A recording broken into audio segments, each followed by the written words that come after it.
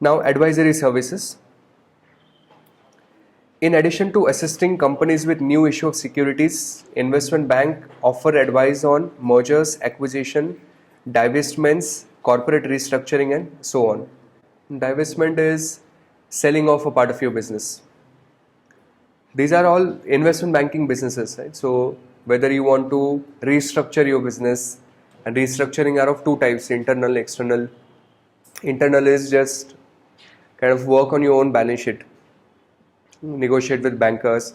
External would be cut down on certain part of businesses, streamline your revenues and stuff. So banks will advise you on them. Divestment is sell of some part of business, acquisition, mergers, all pure investment banking services. Sometimes they suggest steps should take to avoid merger or takeover, which is referred to as poison pills. So actually, there are multiple anti-takeover precautions you can take: poison pill, poison put, then green mail, golden parachutes. There are a lot of them. But in this reading, John has particularly discussed about poison pills, and he's given a nice example of this organization called PeopleSoft. Heard of them? So they used to provide, or they provide human resource HRM, human resource management solutions.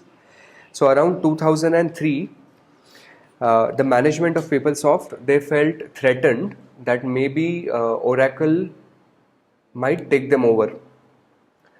Okay, so the management did not want Oracle taking them over, because the management would have lost the jobs. There was a possibility of losing jobs. So what they did is they entered into a contract with their customers. And the contract was that in case if we get acquired or the number of support staff is reduced, then we will pay you compensation which is 5 times the amount of product that you purchased. So if you purchased a product of 100, and if we get acquired, that PeopleSoft is acquired by someone else, then we will pay you a compensation of 500.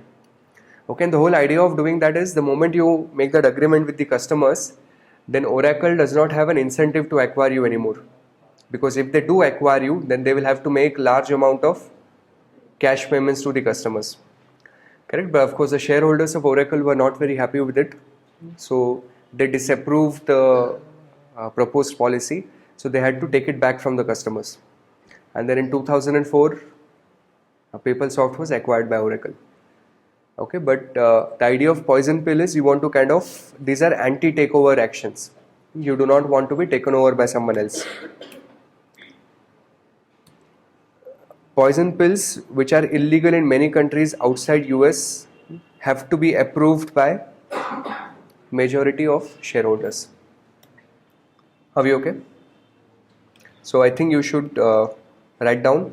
Banks also advise on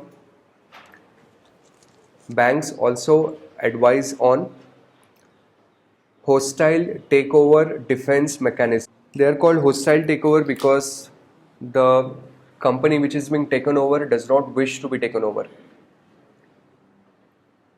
So someone is, like in India, Ambani's tried to take over L&T. Okay, this was quite some time back, and they would have taken over L&T had Birlas not stepped in. So Birlas came in as a white square. White square is a strategy, that's not in your syllabus. But Birlas came in as a white square and they helped L&T not to be taken over. In the same fashion, there is a company called British Tobacco that tried to take over ITC. Then British Paints tried to take over Asian Paints. So there have been many incidences of hostile takeover in India. There has been only one incident which has been successful, which is Rasi Cements was taken over by India Cements. There was a cement company called Rasi, which was taken over by India Cements, which is Mr. Srinivasan. Should we go ahead? Often shareholders oppose poison pills because they seem to be benefiting only to the management. Okay, so shareholders generally do not like poison pill. Poison pills help management more and less to the shareholders. Yeah, this we've already discussed. Okay, so they've given some examples of poison pills.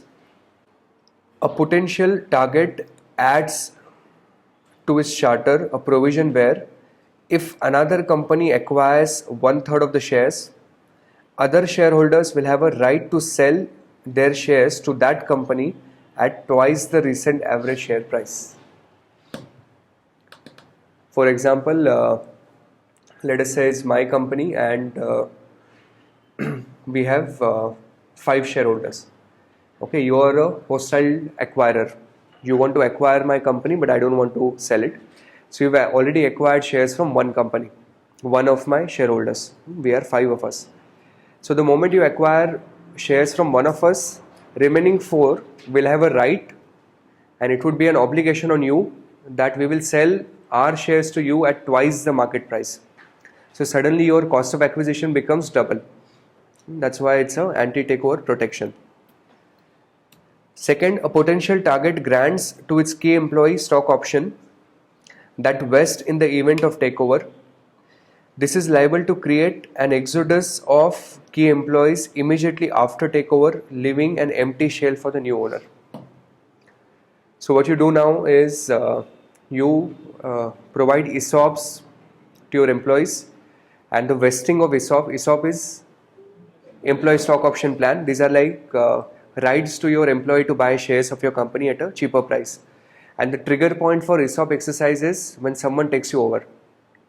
Then suddenly those employees will exercise a large volume of ESOPs and they would be substantially wealthy and rich, and that might result into those employees leaving. And if the employees leave, then your company kind of becomes an empty shell. Third, a potential target adds to his charter provisions making it impossible for a new owner to get rid of existing directors for 1 or 2 years after acquisition. This is referred to as staggered board, what's happening on the Tata Sons group right now, where you cannot remove all the board holders, the board of directors in one go. It's like, imagine I go and buy 51% shares of a company. Have I become the legal owner now? Do I have the control on the company? Yes. But to be able to exercise my control, my people should be sitting on board of directors. Correct? Only then I'll be able to control the company. But what if company has a board of directors of 10 years and it has put a rule that in any year only 2 people can be elected. So then to be able to have 6 people on the board, I will have to wait for 3 years. Correct? Till the time even though I am the owner, the management is done by the previous board of directors. So that kind of result, it would disincentivize the acquirer. A potential target issues preferred share automatically to convert it at a regular share when there is a change in control. A potential target adds provision where existing shareholders have the right to purchase shares at a discounted price during or after a takeover. And changes in the voting structure. Okay, now good news for you is you do not have to remember any of these points. But on the exam, if they give you a description, just figure out whether the strategy used by the company is anti-hostile takeover. If yes, then as per the reading of John Hull, we are going to call this as poison pill. So you just need to remember that. So maybe in your notes, add the word poison pill.